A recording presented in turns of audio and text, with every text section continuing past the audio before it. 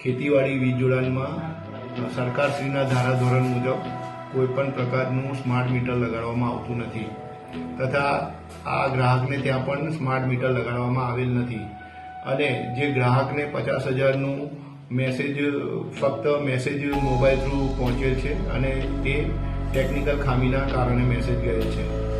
ગ્રાહકને સ્થળ ઉપર મીટર રીડર દ્વારા 1261 રૂપિયાનું વીજ બિલ પાઠવવામાં આવેલ છે, જેની જાણ ગ્રાહકને તકની કચેરી દ્વારા સંપર્ક કરવામાં આવેલ છે અને જે 50,000નું બિલનો મેસેજ ગયેલ છે તે ખોટો મેસેજ ગયેલ છે ટેકનિકલ ખામીના કારણે અને તેમાં પણ સુધારો કરવામાં આવેલ છે અને ગ્રાહકને ફક્ત 1261 રૂપિયા વીજ બિલ પેટે ભરપાઈ કરવાના થાય છે તેની પણ સમજૂતી આપેલ છે.